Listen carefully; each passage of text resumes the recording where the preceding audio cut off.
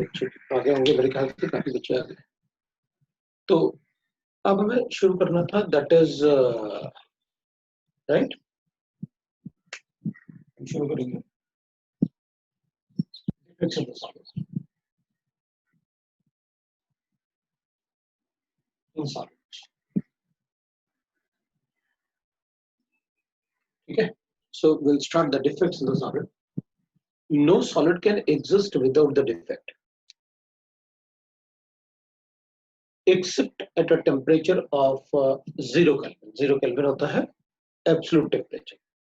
तो कोई भी सॉलिड अगर होगा ना तो उसमें डिफेक्ट जरूर होगा।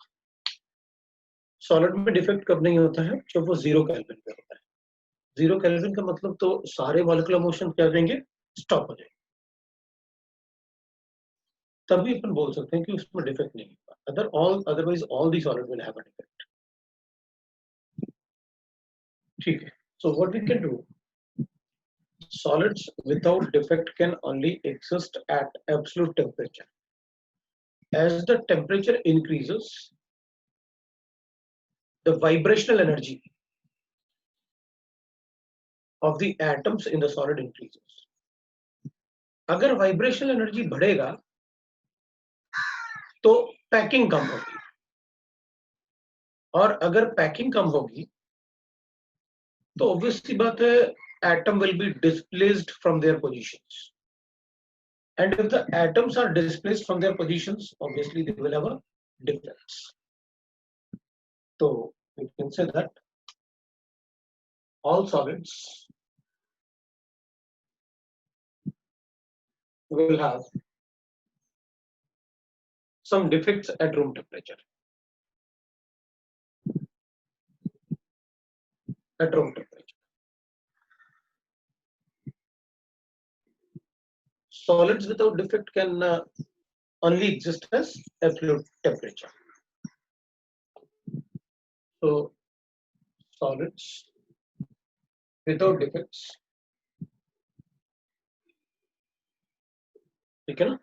solids without defect can only exist at without defects can only exist at absolute temperature. So there are many type of defects which exist in solids. So let us check कि भाई what are the type of defects. तो मैं एक छोटा सा classification लिखूंगा. So classification of defects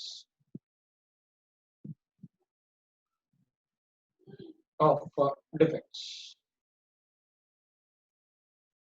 तो अगर defects को classify करेंगे ना तो we can write that there are different type of defects, और classification में we can say that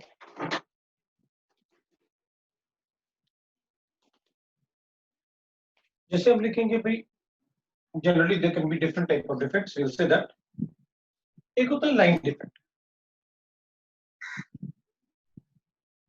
Line defect का मतलब है कि along one of the edges, जो यूनिट सेल अपन बनाते हैं तो कोई भी element different type of unit cell से बनेगा। तो अगर atoms are missing along one of the edge in all the unit cell in the element, then we'll say that it has line defect. So when the atoms are missing along one of the edge in all the unit cells in the solid, then it is called line defect.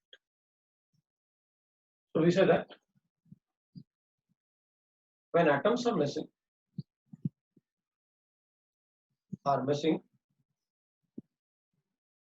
along one of the edge,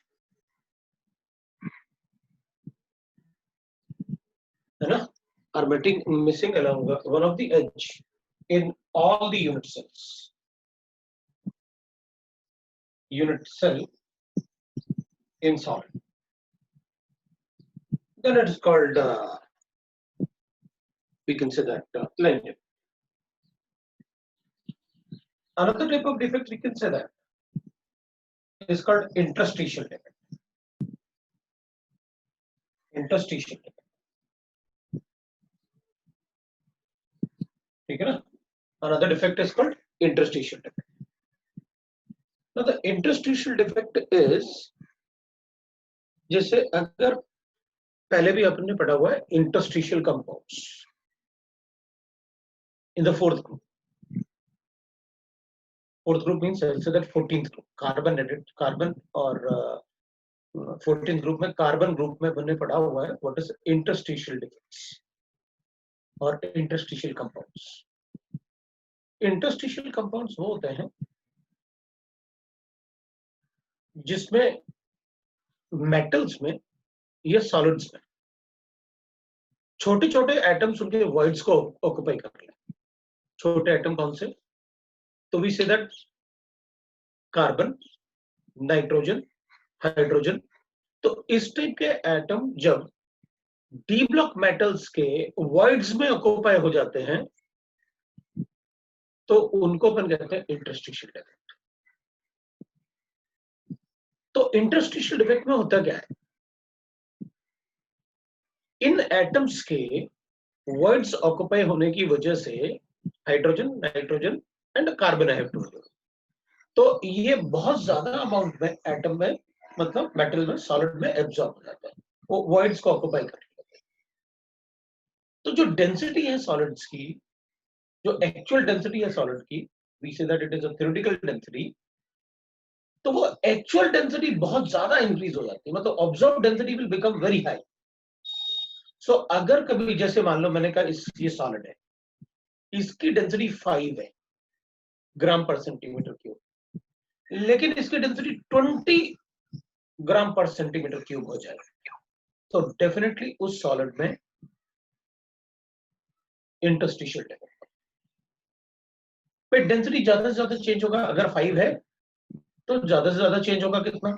5.2, 5.5, maximum 5.5.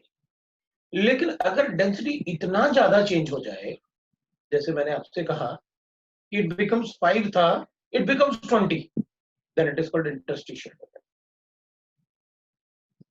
तो we'll say that when some foreign substance, या अपन कह सकते हैं when some atoms like, है ना, when some atoms like we can say that carbon, hydrogen and nitrogen etc occupies the space inside the void space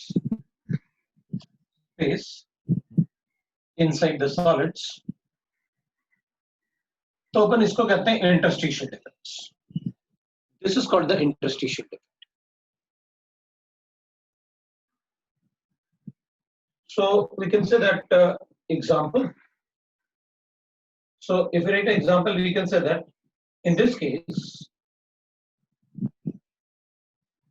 case, the observed density will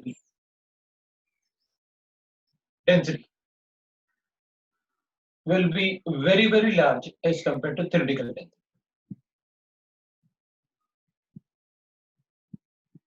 जो observed density होता है that becomes very large as compared to the theoretical density. तो जो theoretical density होता है, जैसे मैंने आपसे कहा था, अगर ये 5 है तो इनके आने की वजह से कितना हो जाएगा? 20 के आसपास हो जाएगा. That is a huge increase in the density. So this is about the interstitial defect. अगर density बहुत ज्यादा, और density का फॉर्मूला हमने देखा हुआ है कैसे कैलकुलेट करते हैं अपन density को. Then another type of defect is called the point defect. Point defect. Point defect में will say that the charges are balanced. जितना cationic charge होगा उतना anionic charge होगा. So, but the point defects are of two types. One is called the stoichiometric defect,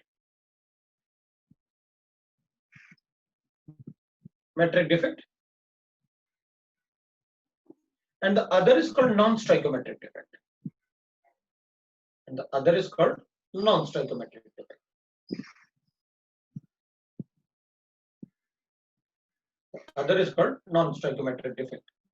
So these are the two type of defects, point defects are. So what we can say that stoichiometric defect का मतलब होगा the total positive charge should be equal to total negative charge. मतलब जितना cation part होगा उतना ही anionic part होगा. So number of cations will be equal to number of anions as well as the charges will be balanced.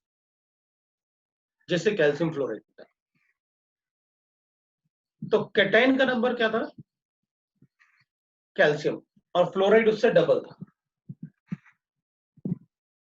लेकिन double रहने का reason क्या था? व्हाट वाज द रीजन कि हमें उसे डबल रखना पड़ा? क्योंकि चार्ज को बैलेंस करना था. तो in point defect charge is always balanced. Charge is always balanced. जितना कैटायनिक चार्ज होगा उतना एनायनिक चार्ज होगा in the point defect.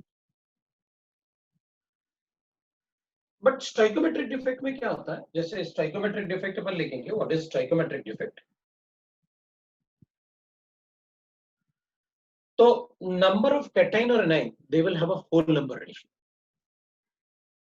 always. So अगर वो स्टोइकोमेट्रिक डिफेक्ट हो या नॉन स्टोइकोमेट्रिक डिफेक्ट हो, दोनों ही केस में चार्ज तो बैलेंस रहेगा. विदाउट बैलेंसिंग द चार्ज कोई सॉलिड एग्जिस्ट करेगा ही. मैंने आपको पहले भी बताया कि जितना कैटायनिक चार्ज होगा उतना ही एनायनिक चार्ज होगा. Number of cations and anions में डिफरेंट. तो इसमें कैटायंस और एनायन का होल नंबर रेशियो होता है. So number of cation and anion bears a whole number ratio. Number of cation and anion, ठीक है, cation and anion always bears whole number ratio. Always है, इसमें always नहीं होगा. Bears, that's why we are writing stoichiometry, molar coefficient type. So bears whole number ratio. Number ratio. Now these defects are of two types. एक होता है short की defect, एक होता है शॉर्ट की डिफेक्ट और एक होता है फ्रैंकल डिफेक्ट. फ्रैंकल डिफेक्ट एक होता है शॉर्ट की डिफेक्ट और एक होता है Frenkel defect. So stoichiometric defect are of two types. One is Schottky defect, other is Frenkel defect. Non-stoichiometric defect is again it is of two types. One will be the metal excess defect and one is metal deficient defect. So if we write that metal deficient defect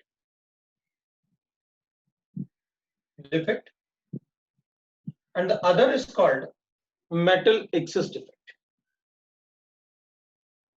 Metal excess defect. So these are the type of defects what we have to study. Line defect में ऐसा कुछ बताने की जरूरत नहीं. It is just like that कि हर एक unit cell में से एटम एक along one of the edges जो होंगे वो मिसिंग हो. So these are the missing atoms, we can say that. इसमें observed density is very high as compared to the theoretical density. So in this case interstitial defect should be known to you. इसका थोड़ा सा इसमें उतना ज्यादा question नहीं पूछेंगे. इसमें डेंसिटी के बेसिस पे आ सकते हैं कि कोई सॉलिड की डेंसिटी गिवन है और बाद में अपन को उसका डेंसिटी कैलकुलेट करें, that will be the observed density. और ऑब्जर्व डेंसिटी के बेसिस पे अपन से पूछें कि बताओ उसमें किस टाइप का डिफेक्ट है. Line defect, interstitial defect, Schottky defect, Frenkel defect, which type of defect is present है. तो अपन उसमें बताएंगे भाई कि अच्छा डेंसिटी में डबल या उससे ज्यादा का डिफरेंस आ रहा है तब तो वो interstitial defect. Now we will check what is point defect. Most of the time questions are from the point defect. So let us check. The point defects. Point defect में पहले अपन डिस्कस करते हैं what is Schottky defect and the Frenkel defect. तो मैं इसको हटाता हूं and we are going to discuss this part, Schottky defect, Frenkel defect, metal excess, metal deficient defect, इनको डिस्कस करते हैं। तो I will just remove this part and sir वो टॉप का नहीं दिख रहा, ऊपर वाला नहीं दिख रहा था। अच्छा, so solids without defect can only exist at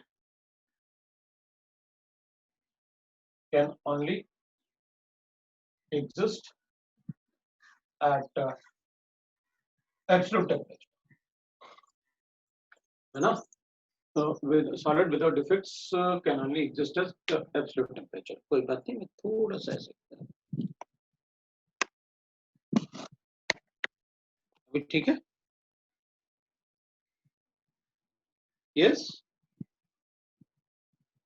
हाँ सर। ठीक है। तो we are able to check that कि भाई कैसे इनको बताना है defects। अभी we will discuss first Schottky defect and Frankel defect, then we can discuss about the metal excess and metal deficient defect. So let us check. मैं इस पर को हटा देता हूं। क्लासिफिकेशन ऑफ डिफेक्ट्स को आप ध्यान रखना, which type of defect is what, और अपन कैसे बताएंगे डिफेक्ट्स को, ठीक है? Now we'll discuss about the Frankel defect and Schottky defect है, पॉइंट डिफेक्ट और non stoichiometric defect. Non stoichiometry होगा, नॉन स्टोइकोमेट्री का मतलब हो गया कि भाई the cations and anion will not may or may not right have a whole number ratio। तो पहले अपन लिख लेते हैं Schottky defect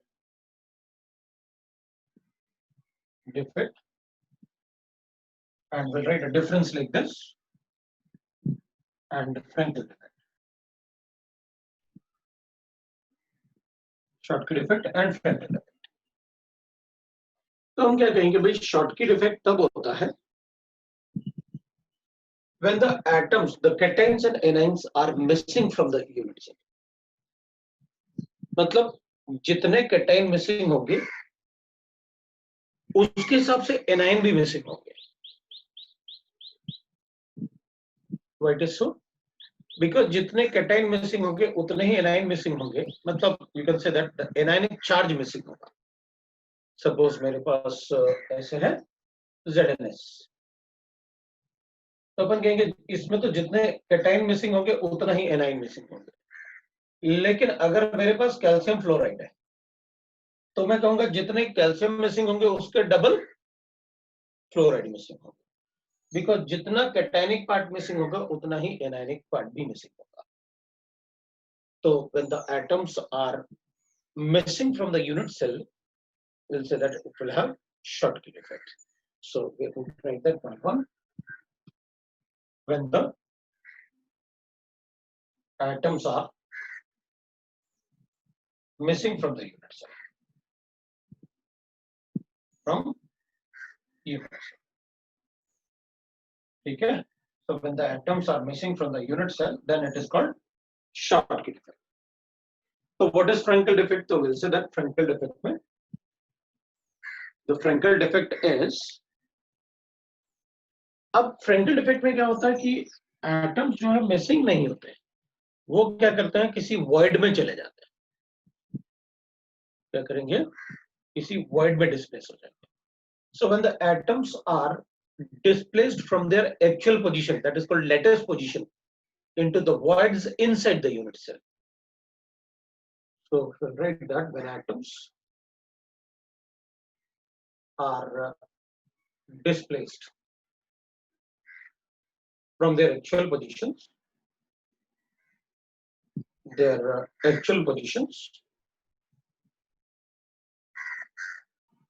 into empty space inside the unit cell। empty space को अपन voids बोलते हैं inside unit cell। तो इसको बोलेंगे अपन क्या, this will be the Frankel defect। तो हम कहेंगे भाई फिर तो इसमें और इसमें डिफरेंस होगा कि अगर atoms, number of atoms unit cell में कम हो गए तो उसकी डेंसिटी कम हो जाएगी, क्लोज पैकिंग कम होगी ना। इसमें क्लोज पैकिंग में फर्क नहीं पड़ेगा क्योंकि जितने atom per unit volume unit cell को पहले ऑक्युपाई कर रहे थे उतने अभी भी ऑक्युपाई करेंगे क्योंकि सिर्फ डिस्प्लेस हुआ, राइट। तो विल से दैट कि जितने एटम पहले थे उतने अभी भी हैं, तो will say that in this case density of solid decreases, density decreases. But इस केस में डेंसिटी में कोई फर्क नहीं पड़ेगा, डेंसिटी है ना, density no change, so there will be no change in the density, density में कोई चेंज नहीं आने वाला, डेंसिटी उतना ही रहेगा, राइट। सो डेंसिटी इस केस में डिक्रीज होगा, इस केस में density there will be no change. Next we can write is, अब अगर हम चेक करें कि भाई इस केस में अगर, अच्छा डिफेक्ट्स में क्या होगा, जैसे अपन कहते हैं कि भाई सॉलिड्स में आपको पता है कि इधर डेंसिटी डिक्रीज हुआ because atoms are missing from there positions. जब किसी पोजीशन से, किसी लैटिस पॉइंट से एटम मिसिंग होगा तो वहां खाली जगह बनेगी, तो जो खाली जगह बनती है ना उसको अपन कहते हैं होल्स।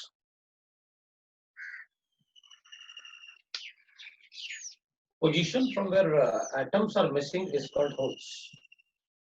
Position उसको अपन लैटिस पॉइंट भी बोलते हैं, लैटिस पॉइंट, और lattice point from where atoms are missing, atoms are missing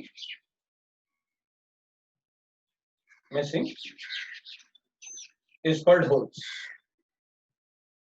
क्या बोलेंगे अपन उसे, is called holes, तो अपन उसे होल्स बोलेंगे।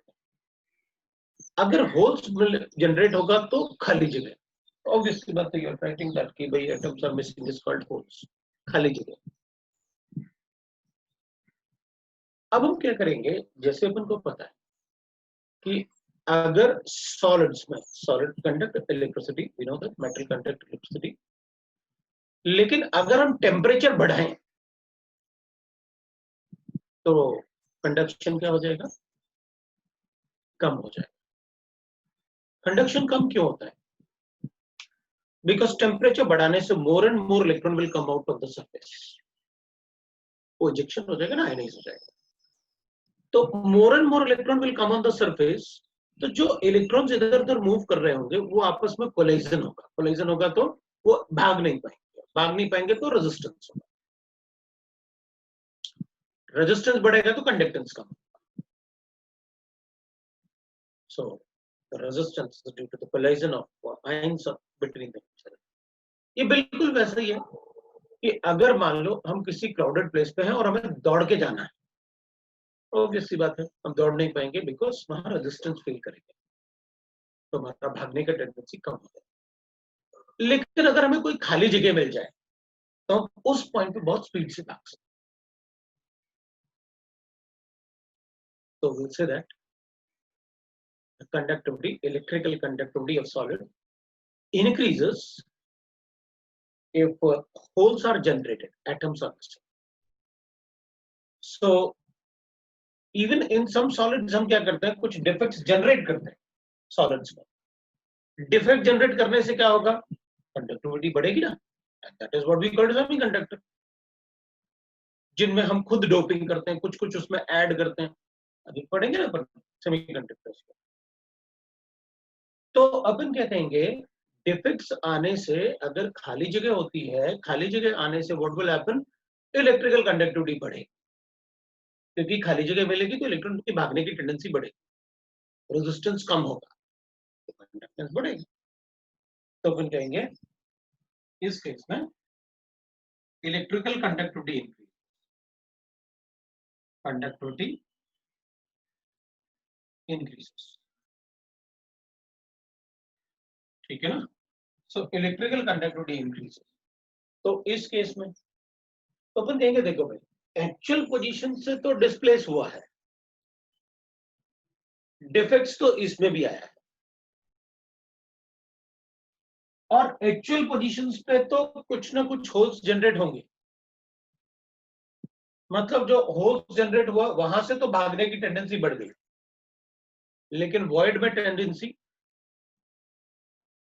पहले कम थी अब बढ़ गई, क्योंकि वहां एटम पहुंच गया ना तो वॉइड में, तो एटम की वजह से आयंस होंगे या लाइक दैट। तो लेकिन अपन कहेंगे क्योंकि होल्स जनरेट हुए डेंसिटी में ज्यादा चेंज नहीं आता, मतलब डेंसिटी में कोई चेंज नहीं आता, लेकिन होल्स जनरेट होने से इसमें भी इलेक्ट्रिकल कंडक्टिविटी थोड़ा सा बढ़ेगा, थोड़ा सा। तो अपन कहेंगे डेंसिटी में तो चेंज हुआ नहीं, फिर इलेक्ट्रिकल कंडक्टिविटी कैसे बढ़ गई? भाई empty space inside the cell, atom तो अपने पोजीशन को लीव करके कहीं चले गए, ऑक्युपाई तो किया ना ये लेकिन यूनिट सेल को।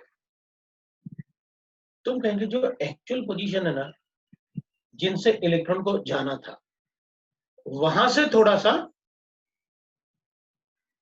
क्या मिलेगा हमको, होल्स जनरेट हुए मिलेंगे, या वहां स्पेस एम्प्टी मिलेगा, तो थोड़ा सा बढ़ने की बात कर रहे हैं, मैं ज्यादा बढ़ने की बात नहीं कर रहे, हम थोड़ा सा बढ़ने की बात कर रहे हैं।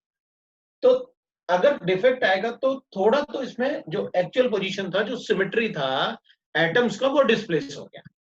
और वो भी सिमेट्री कैसे डिस्प्लेस हुआ कि वहां से जहां एटम होना चाहिए था वहां से एटम हट गया, तो वहां क्या होगा, खाली जगह।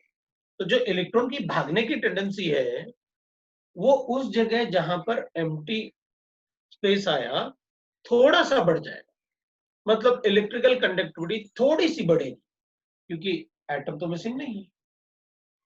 तो अपन कहेंगे अच्छा, मतलब इसके कंपैरिजन में इसमें electrical conductivity will increase but very less extent. तो मुझे क्या बताना है, फ्रेंकेल डिफेक्ट में इलेक्ट्रिकल कंडक्टिविटी इंक्रीजेस और नॉट? तो हम कहेंगे ठीक है, it increases.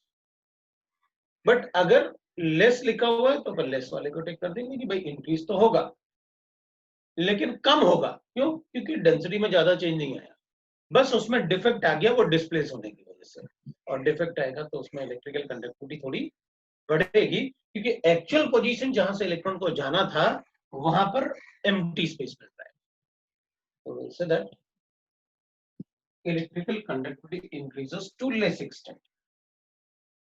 Electrical conductivity increases to less extent. But अगर लेस एक्सटेंट नहीं लिखा हुआ है तो क्या मैं लिख सकता हूँ कि इलेक्ट्रिकल कंडक्टिविटी इंक्रीजेस? बिल्कुल लिख सकते हैं अपन। मैं भी यही कह रहा हूँ कि अपन को वही बताना है फिर कि electrical conductivity increase. Next point we can write that.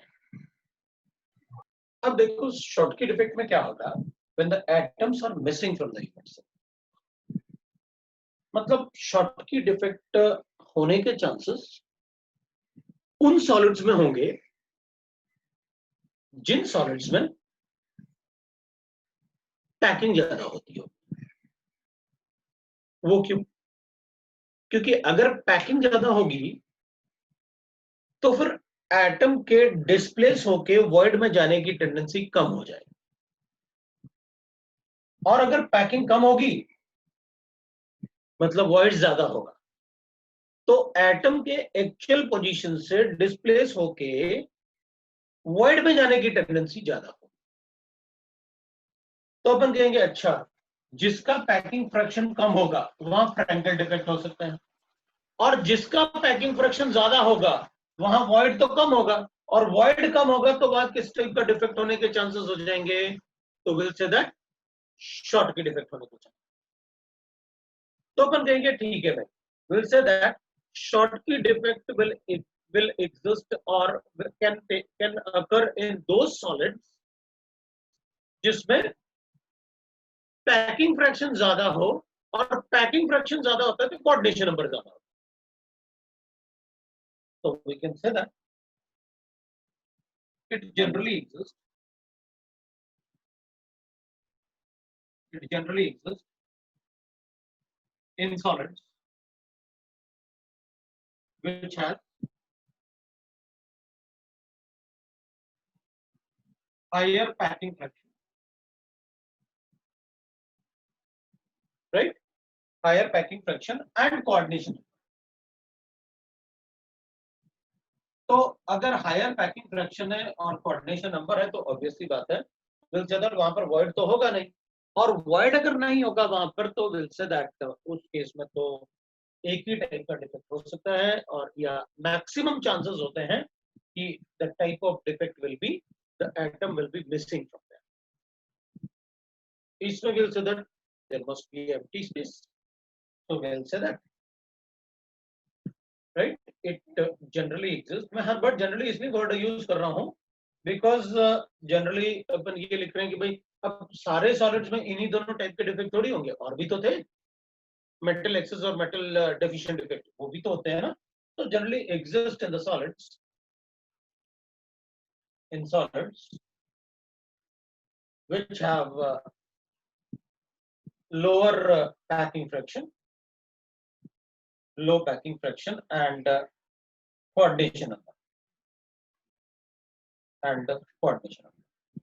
So this type of solids we can say that आप एक बार देख सकते हैं कि किस टाइप से अपन ने लिखा हुआ है when the solid, when the atoms, मतलब शॉर्टकी डिफेक्ट कब होता है जब atoms are missing, and one thing you must remember that कि भाई चार्जेस हमेशा जो भी चार्ज मिसिंग होगा ना यहाँ से उसमें जो भी एटम मिसिंग हो उसमें चार्ज हमेशा बैलेंस होगा, that's why they are called stoichiometric defect. तो अपन स्टोइकोमेट्रिक डिफेक्ट और नॉन स्टोइकोमेट्रिक डिफेक्ट में इजीली बता सकते हैं कि what is the difference between, ठीक है?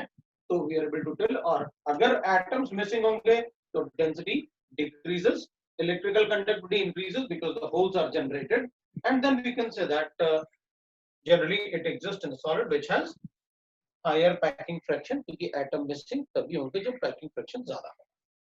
Now at last we can write few examples.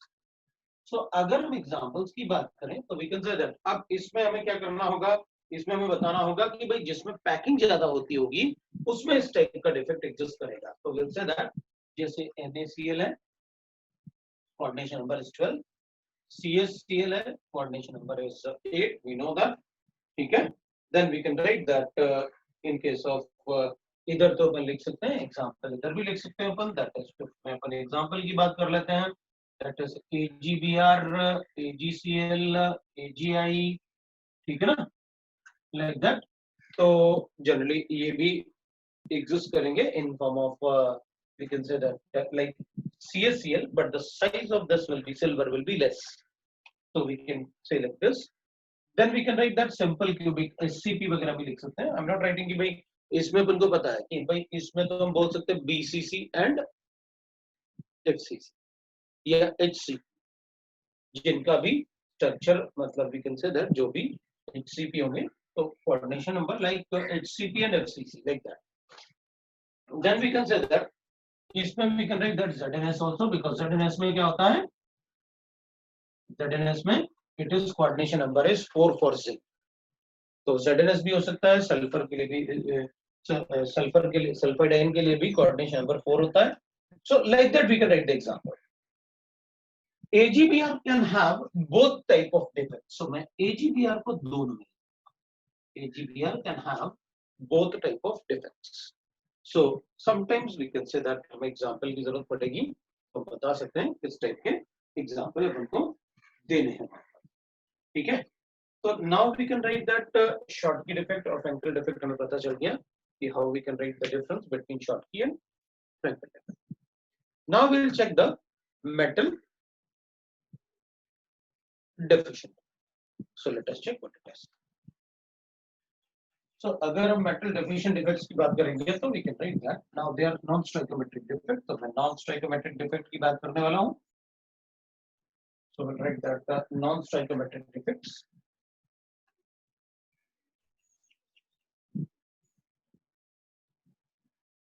metric defect, non-stoichiometric defect में we can say that metal deficient defect, ठीक है ना? तो देखते हैं अपन कैसे बना सकते हैं metal deficient defect. So I will write that metal deficient कैसे बना सकते हैं in the solid, देखते हैं अपन।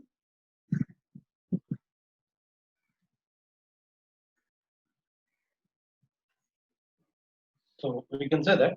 अब हम क्या करेंगे, जैसे हमको मेटल डेफिशिएंट डिफेक्ट बताना है तो we'll say that एक तो अपन लिख सकते हैं मेटल डेफिशिएंट डिफेक्ट में, मैं इसको भी कैटेगराइज कर लेता हूँ कि कितने टाइप से अपन मेटल डेफिशिएंट डिफेक्ट बता सकते हैं। एक होगा when the cation with the lower oxidation state is replaced by some cations with higher oxidation state. तो मेरा मतलब क्या है, जैसे अपन ये लिख रहे हैं, इसमें एग्जांपल ऐसे हो जाएगा, अपन को दिखेगा वो, जैसे एग्जांपल लेता हूँ तो मैं लिखूंगा जैसे Fe 0.960। तो FeO होता है 0.960 क्या होता है, तो अपन कहेंगे देखो भाई इसमें दोनों का रेशियो तो 1:1 होना चाहिए था, लेकिन अभी रेशियो क्या हो गया, ये 1 है और ये 0.96 हो गया।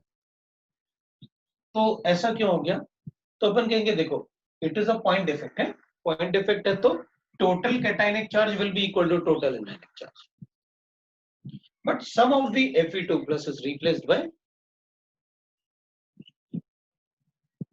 Fe3 plus. So we'll check that part like that. We can write example में मैंने लिखा Ni 0.98 होता है और ऐसे भी मतलब एग्जिस्ट करेगा, Cu 1.92s इस टाइप से भी होता है, like that etc. we can write, ठीक है। So that is how we can write the example. अब देखो जैसे अपन इसकी बात कर लेते हैं, इसी से एग्जांपल बना लेते हैं और जो अपन से क्वेश्चन पूछेंगे FeO के बारे में अपन उस टाइप से उस क्वेश्चन को सॉल्व करते हैं। तो लेट अस चेक कैसे।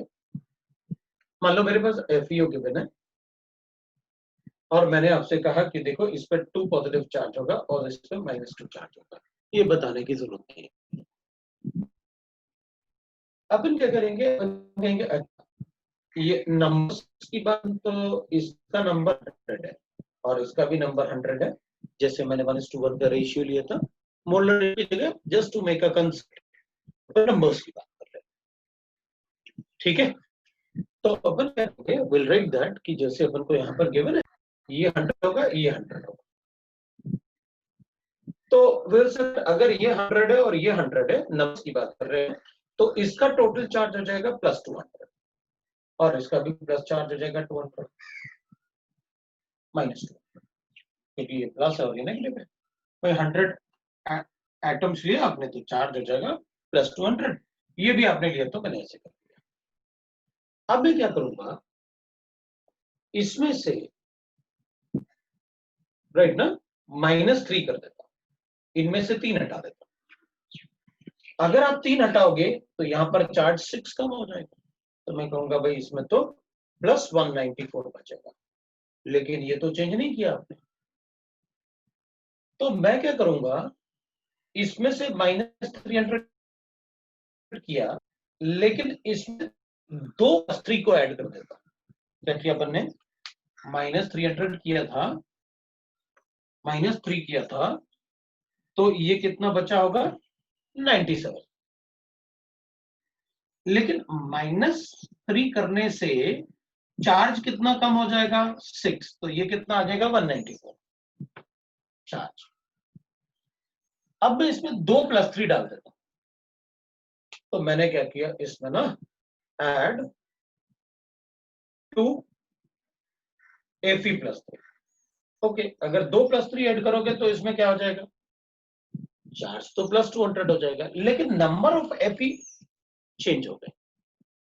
नंबर ऑफ Fe आपने क्या किए थे, 3 निकाले थे, 2 ऐड किए तो एक तो कम हो गया Fe2 प्लस। तो वही मोल्स जो कम होते जा रहे हैं ना, मैंने एक सॉलिड बना लिया कि भाई ये, और आपसे कहा कि बताओ इसमें कितना परसेंट Fe2 प्लस और कितना परसेंट Fe3 प्लस। ये तो बड़ा इजी हो भाई, हम ये चेक कर लेते हैं, ये तो मुझे पता है ना कि इसमें आप कुछ नहीं करते, तो देख लेता हूं भाई, ये नंबर x ले लेता हूं, इसका नंबर बाकी जो बचा हुआ है x, जितने भी नंबर आप दोगे जैसे वो दे रखा है आपको।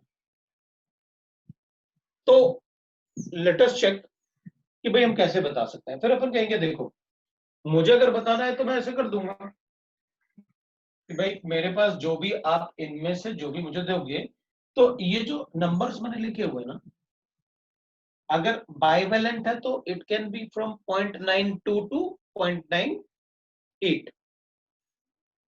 कोई भी हो सकता है। और अगर मोनोवेलेंट है तो अपन कहेंगे भाई उसमें बाइवेलेंट और मोनोवेलेंट का मिक्सचर करेंगे, तो then it can have any ratio. वो अपन को गिवन होगा क्वेश्चन में कि आपने कैसे बनाना है इसको, what will be the right ना मोलर रेशियो, वो हमें गिवन होगा। इसकी सर बात है, बोलो। सर वो 2Fe3+ ऐड करने के बाद वापस एक बार एक्सप्लेन कर सकते हैं क्या? जो 2Fe3+ ऐड किया ना, तो इसकी वजह से अपने पास चार्ज कितना हो गया +6। तो जब मैं इसमें +6 ऐड करूंगा तो चार्ज तो इतना ही हो गया, लेकिन आपने एटम तो 3 हटाए थे और ऐड आपने 2 किए,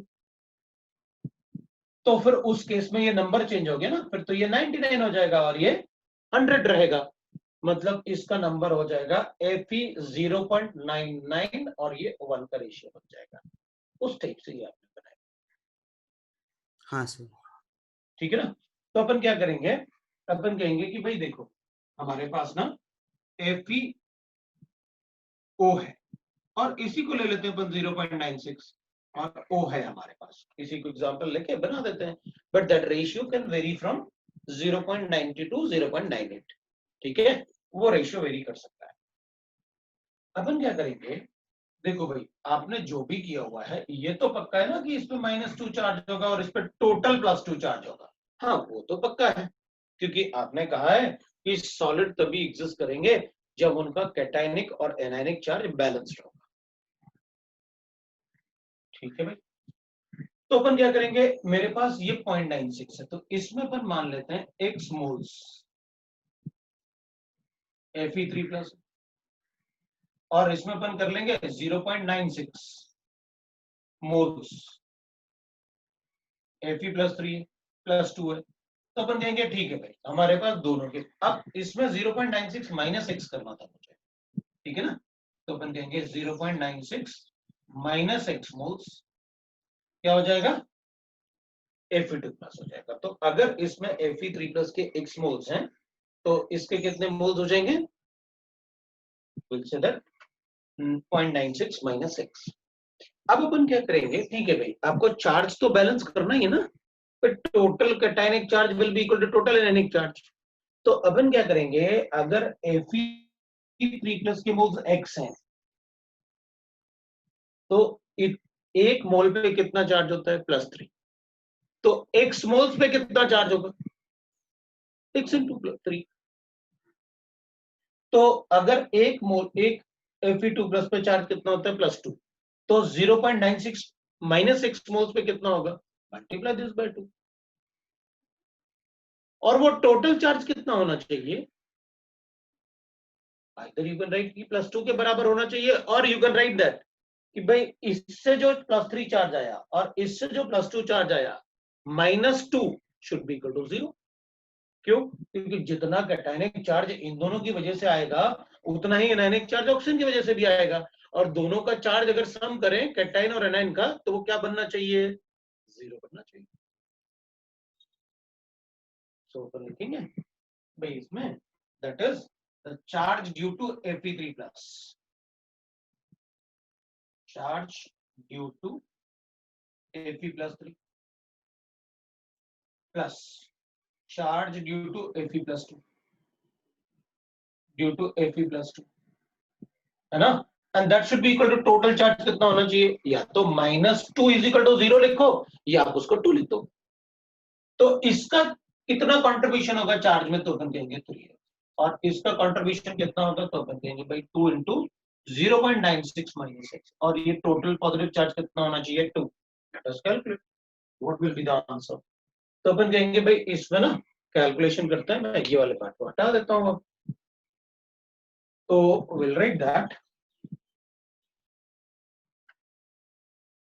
विल से दैट कि हमारे पास गिवन होगा भाई 3x plus will say that ये कितना 0.96 है, तो 0.96 into 2 कर देते हैं, so we'll get 1.92 ना, so we'll get that 1.92 और माइनस कर लेते हैं 2x is equal to 2, so I got x will be equal to 0.08, ये मिल गया. Therefore percentage of x is what we have taken +3, so percentage of AP +3 will be equal to x by कितना था 0.96 multiply by 100, so you can say that 0.08 divided by, we'll say that it will be equal to 0.96 or multiply by 100, so we can write like this, और अपन लिख सकते हैं this will be equal to 8 by 96 into 100, so 8 by 96 into 100, right? So we'll get the answer, that is 8 by 96 into 100, तो अपन लिख सकते हैं 1 by 12, तो 100 by 12 आ गया, वो आपका परसेंटेज आ गया. Like that we can calculate the percentage of Fe3 plus या कैटाइन का परसेंटेज डिवाइड करके अपन ऐसे बता सकते. समझ में आया सबको? एवरीबॉडी गॉट इट ना, कैसे करना है अपन को? तो इसमें एक क्वेश्चन लिखो आप, सर न्यूमेरिकल फिर से एक बार समझाओ ना. ये वाला. हाँ सर. ठीक है, तो आपने कहा कि भाई मेरे पास ऐसे गिवन है,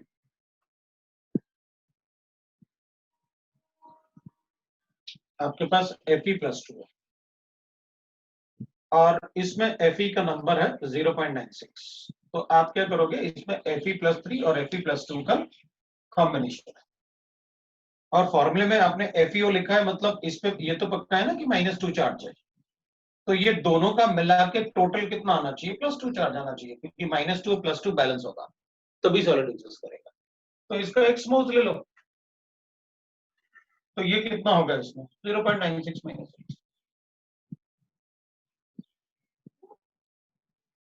ये लो. अब चार्ज बैलेंस करना है कि भाई दोनों का मिला के +2 चार्ज है, तो x moles x into 3 will be the charge contribution by the Fe3 plus, this into this will be the charge contribution by Fe2 plus, और दोनों का सम कितना आना चाहिए +2. We got the answer. बाकी सॉल्व कर लियो. Okay sir. ठीक है, किसी को डाउट है तो आप एक क्वेश्चन आप सॉल्व करके दिखा दो फिर मुझे. सो आप लिखो और मुझे बताओ what is the percentage of, एक क्वेश्चन लिखता हूं मैं और आप मुझे कैलकुलेट करके बताएंगे, है ना? तो क्वेश्चन मेरे पास है, calculate the percentage of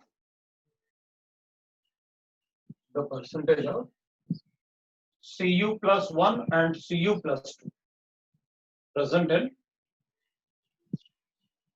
the given solid. Cu 1.92 is in the solid, that is cuprous sulfate जो अपन को given है, उसमें आप बता दो मुझे कि कितना उसमें कॉपर +1 है और उसमें कितना कॉपर +2 है, और सॉल्व करके बताइए आप मुझे. We can write that.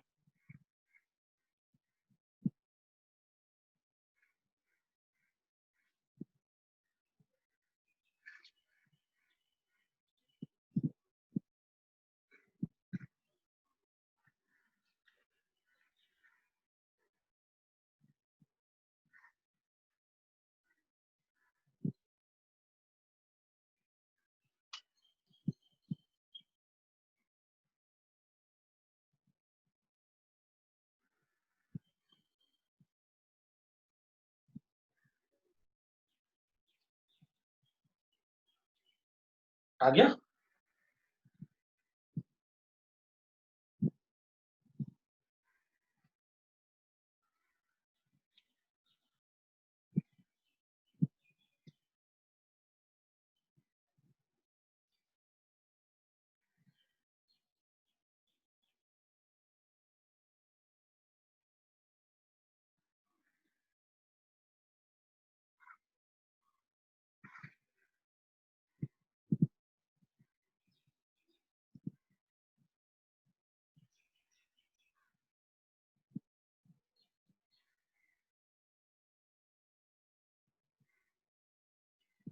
लिखूं मैं, again we will assume that कि इसमें दो टाइप के चार्जेस दिए आपने, एक कॉपर +1 रहा होगा, एक कॉपर +2 रहा होगा। वैसे तो अपन को पता है कि आपको लिखना चाहिए ऐसे, तो ये कॉपर +1 होगा और दो कॉपर के लिए +2 होगा and will get the sulphide -1। तो फिर ये नंबर डिक्रीज क्यों हो रहा है? बिकॉज आपने कुछ कॉपर +1 को कॉपर +2 से डिस्प्लेस किया। तो वो कितने डिस्प्लेस किया? तो डिस्प्लेस करने से ये नंबर जो था 2 वो डिक्रीज होते होते जितना हमने उसमें ऐड किया कॉपर +2 उससे ये रेशियो बन गया। तो अपन कहेंगे ठीक है भाई, इसमें दो टाइप के कॉपर प्रेजेंट है, एक कॉपर +1 और एक कॉपर +2। तो अपन कहेंगे मान लो मेरे पास कॉपर +1 x मोल्स है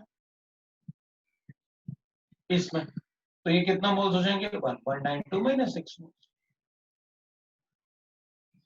तो इसका चार्ज का कंट्रीब्यूशन कितना होगा? तो अपन कहेंगे एक एटम पे +1 होता है तो जितने मोल्स होंगे मल्टीप्लाई कर दो, तो अपन देखेंगे ये तो 1 × x हो जाएगा। और इससे कितना कंट्रीब्यूशन होगा? तो अपन कहेंगे इसमें 2 × क्योंकि एक एटम पे कितना है +2 चार्ज, तो इतने पे कितना होगा 1.92 - x, ये चार्ज हो जाएगा। और दोनों का सम कितना होना चाहिए चार्ज का? तो अपन कहेंगे दिस विल बी, ये टोटल कैटायनिक चार्ज हो गया। अगर total cationic charge in this is this plus this as a molecule as a whole is neutral ना, जो कंपाउंड अपन को गिवन है, जो सॉलिड में गिवन है, वो तो न्यूट्रल ही रहेगा ना, विदाउट न्यूट्रल थोड़ी सॉलिड एग्जिस्ट करता है। जैसे इसमें अपन कहेंगे कि भाई इसमें तो 100% +1 है। 100% क्यों? क्योंकि ये कॉपर +2 है, तो इसकी मल्टीप्लाई करेंगे तो +2 आ जाएगा और ये -2 आएगा। तो इसमें तो कुछ भी रिप्लेस नहीं किया होगा आपने। लेकिन अगर मैं कुछ नंबर कॉपर +1 का +2 से रिप्लेस करूंगा तो ये फिर 2 नहीं रहेगा। फिर चार्ज बैलेंस हो रहा है तो नंबर ऑफ कम कॉपर भी चार्ज को बैलेंस कर देंगे, तो कम हो गया ये। तो अपन कहेंगे अच्छा, तो इसमें कितने कॉपर आपने +2 ऐड किए? ठीक है, देख लेते हैं कितने ऐड करने पड़ेंगे। तो 1.92 - x हो जाएगा। ये कितने कॉपर +1 है? तो x हो जाएगा। तो विल राइट दैट कि भाई ये अगर टोटल कैटायनिक चार्ज है, जैसे मैंने आपसे कहा कि total cationic charge should be equal to total anionic charge. तो अगर मैं करूंगा कि भाई ये टोटल कैटायनिक चार्ज है तो -2 करके आई कैन राइट -2 क्यों किया? क्योंकि इसका चार्ज -2 तो इक्वल टू क्या होना चाहिए? ये टोटल कैटायनिक चार्ज था और ये टोटल एनायनिक चार्ज है, दोनों का सम किया मैंने तो इक्वल टू 0 आना चाहिए। तो 2 को उधर लेके जाएंगे तो we can also write that equal to 2, क्योंकि जितना चार्ज इस पे होगा उतना इधर टोटल चार्ज होना चाहिए। ठीक है, we can get that x + 2 × ये कर लेते हैं तो विल गेट दैट 3.84 - 2x हो गया मेरे पास, तो that will be equal to 2। तो उधर लेके जाते हैं अपन, तो will get that this will be x will be equal to कितना आ गया अपने पास, माइनस करेंगे तो इट विल बी 1.8, ये आ गया।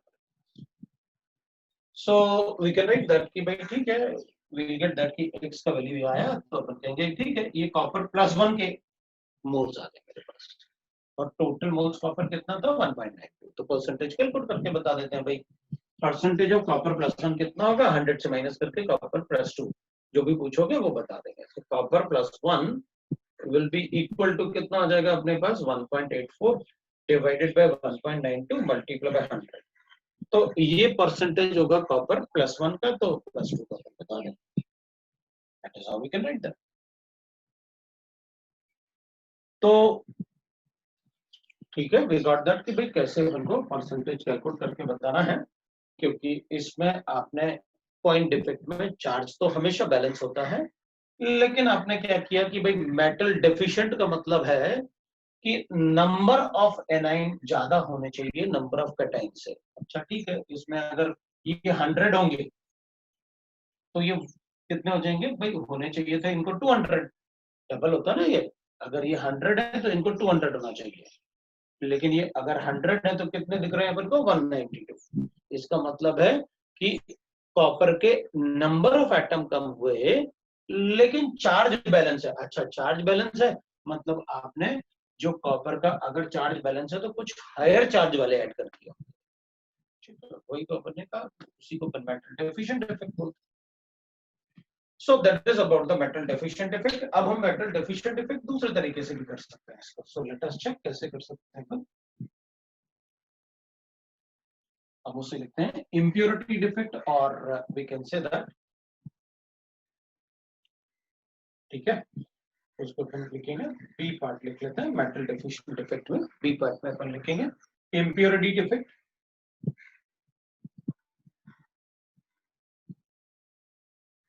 और उसे अपन डोपिंग भी कर सकते हैं,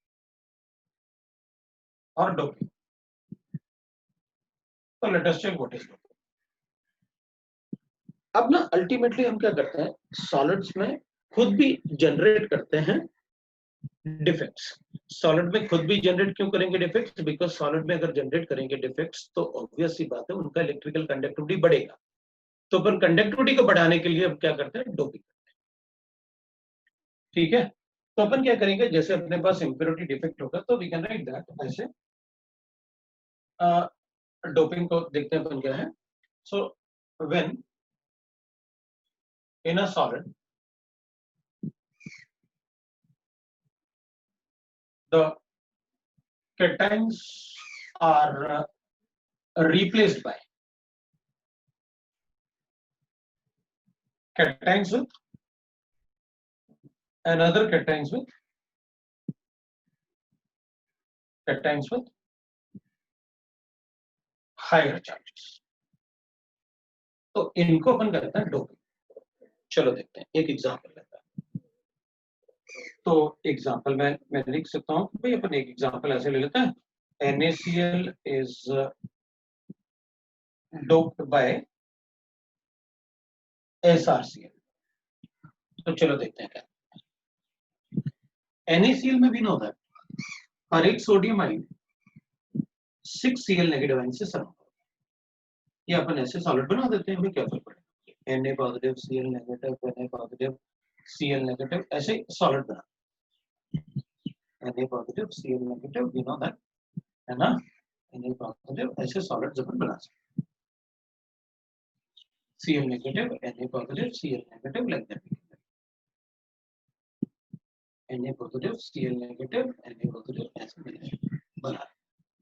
तो मैंने एक सॉलिड ऐसे, वी नो दैट कि भाई Na पॉजिटिव और Cl नेगेटिव का एक ऐसे नेटवर्क ऐसे बना रखा है।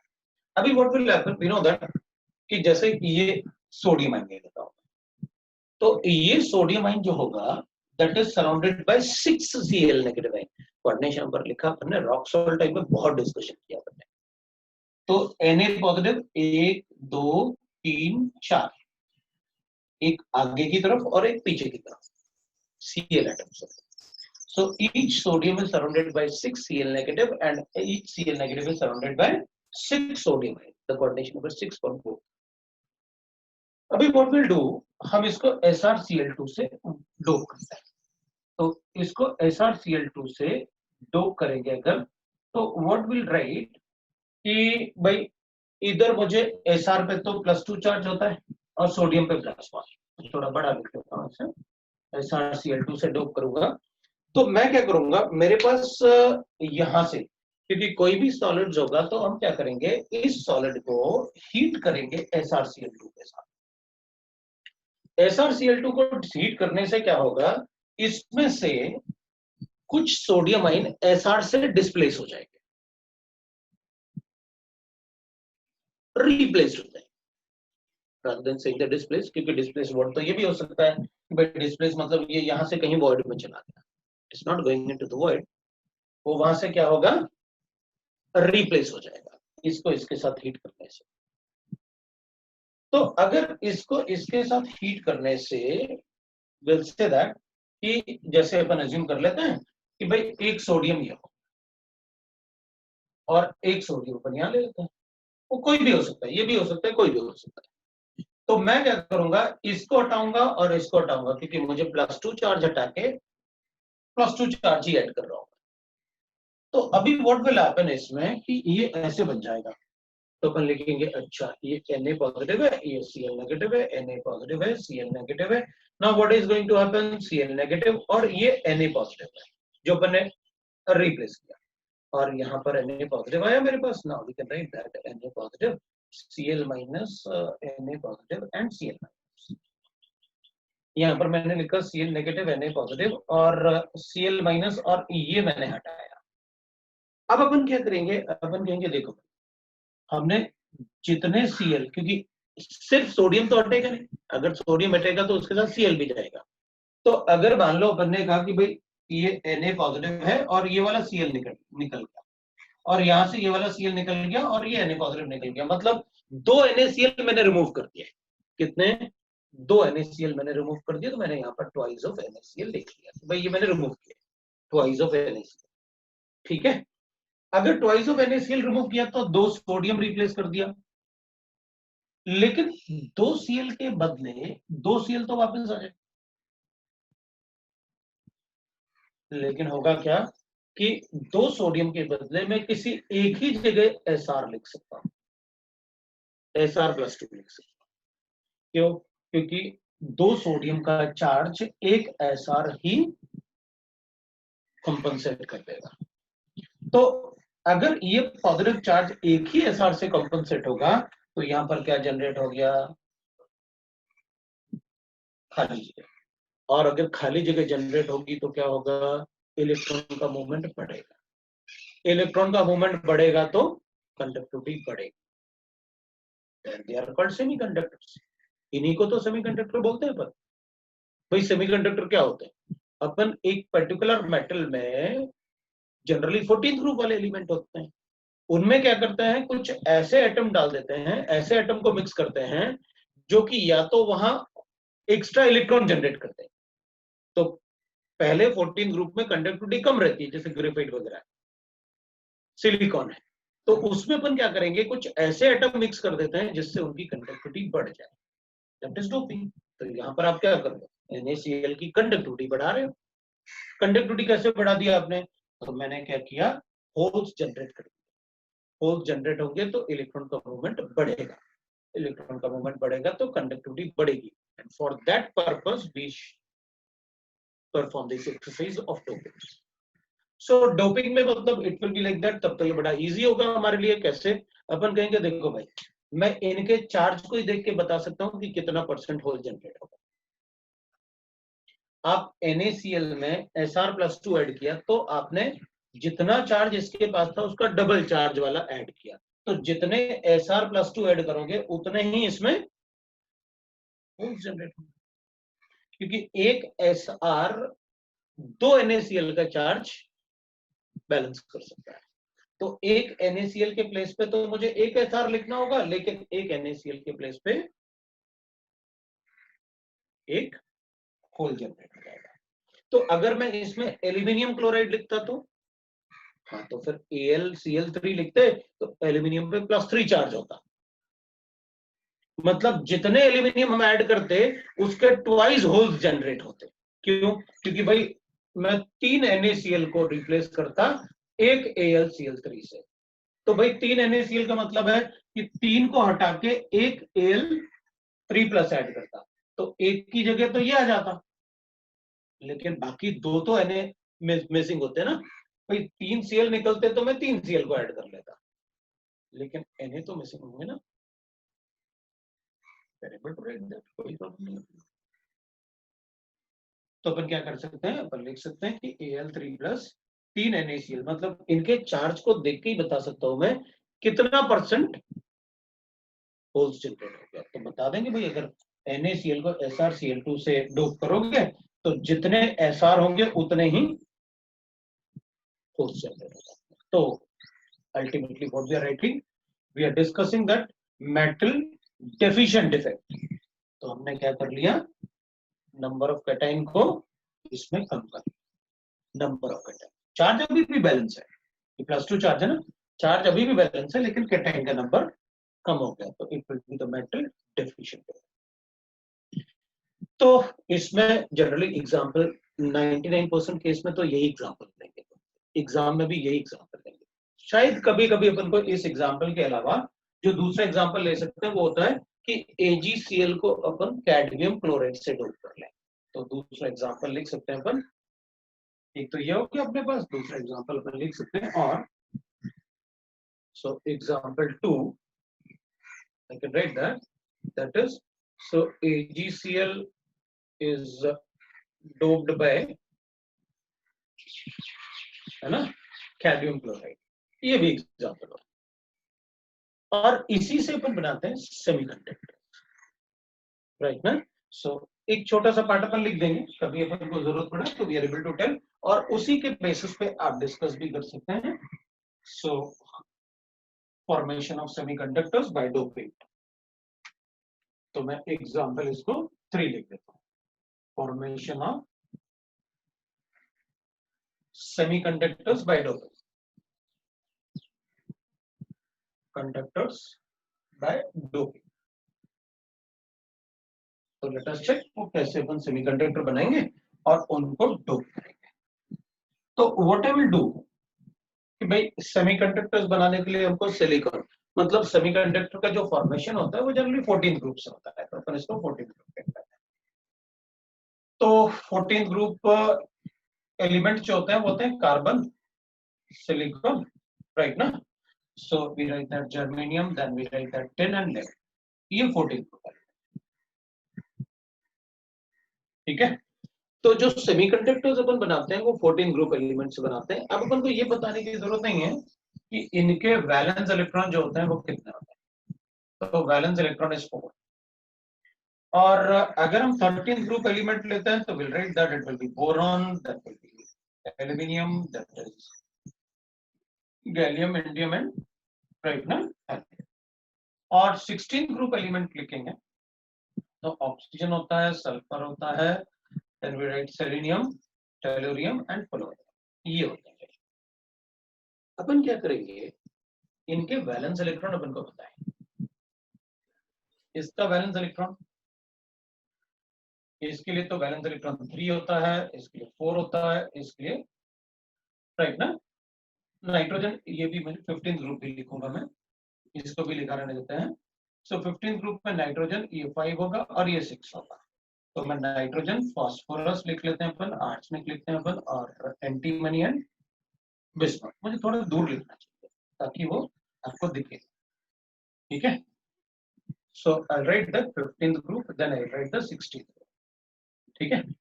So it will be nitrogen, इसके 5 वैलेंस इलेक्ट्रॉन है, इसके 6 वैलेंस इलेक्ट्रॉन है। तो यहाँ पर अपन लिख लेते हैं भाई nitrogen, phosphorus, arsenic, antimony and bismuth. और यहाँ पर अपन ऑक्सीजन, सल्फर ऐसे लिख देते हैं भाई, sulphur, selenium, tellurium and polonium, ये अपने पास की। अब वैलेंस इलेक्ट्रॉन को तो अपन ऑलरेडी पता है। सो अपन क्या करेंगे, अपन लिखेंगे भाई जो सेमीकंडक्टर्स, ये तो वैलेंस इलेक्ट्रॉन है, इसको ऐसे कर देता हूं ताकि ये नंबर कंफ्यूज ना करें, इसलिए मैं इसको ऐसे कर रहा। अभी व्हाट आई विल से, ये तो एलिमेंट्स थे अपने पास, तो इसके वैलेंस इलेक्ट्रॉन हो गए 4। अगर मैं इसका डोपिंग इसके साथ करूंगा तो 1 इलेक्ट्रॉन कम होगा, और अगर इसका इसके साथ डोपिंग करूंगा